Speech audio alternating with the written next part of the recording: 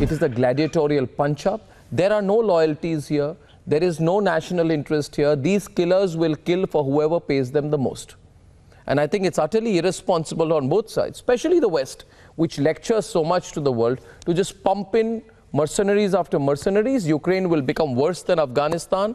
And you know what happened in Afghanistan when the mercenaries came in on the hordes. They killed, they got killed, they made money, they plundered, they raped, they looted. These people have no ethics. They don't care about children or women. And the most horrible part is, unacceptable part is that the Western media is turning a blind eye while these plunderers, professional looters and mercenaries are being let loose all across Ukraine. I don't know how this is about Ukraine and Russia anymore. It doesn't make any sense to me. It's not, viewers. This is the war league. This is the defense contractor game. This is the money-making game. This is not NATO versus... NATO is not even an issue. Today, Zelensky said, I don't care about NATO anymore. Strategic issues are passé. This is about killing at will. This is about the war industry. With us on the debate tonight is Peter Zalmayev of the Eurasia Democracy Initiative, Andrei Avramenko, who's a public relations and communication specialist from Lviv, Joachim Bitterlich, former German ambassador to NATO.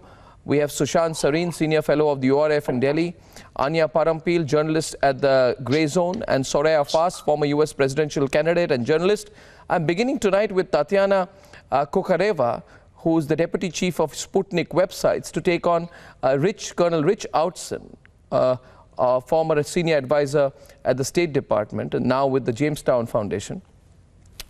You know, Colonel Outzen, this is, you know how much this costs? I made a calculation. They say 16,000 mercenaries are being sent to fight the Russians, to kill the Russians.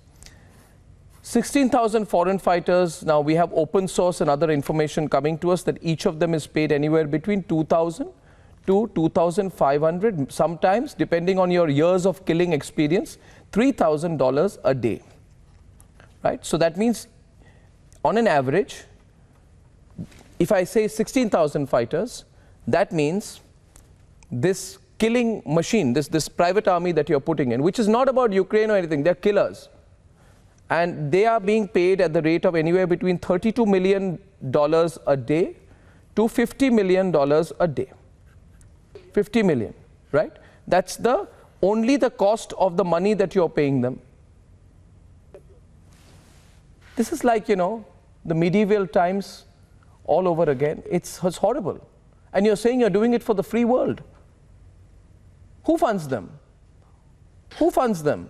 Yeah, well... Who's funding? Ukrainians are funding them. Are the Ukrainians? Ukrainians don't have the money to fund. You're funding them. Yeah. Right?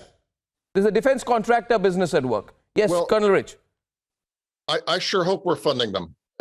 Look, this may come as a great surprise, but in war, people are killers. That's what they do in war. And in war, you need a couple different things in addition to soldiers and equipment. You need money and you need fuel. So the fact that money is changing hands is like saying fuel is flowing. Of course it is. This is a war.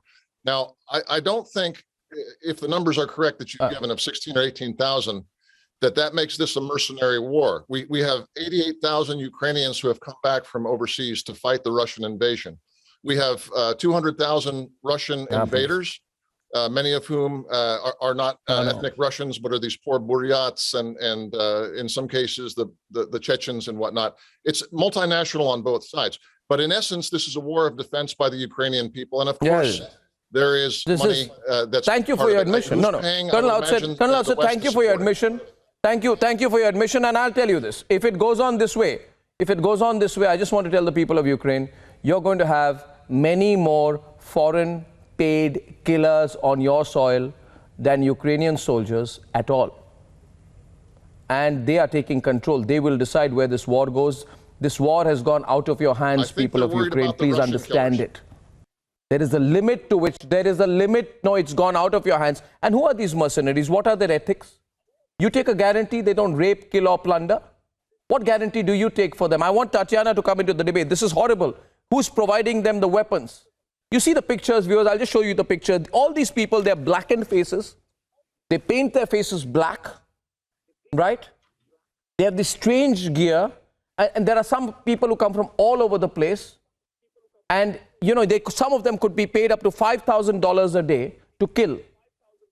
They have no ethics, no loyalty. This is not Ukraine versus Russia anymore. Tatiana. Good evening, Arnab.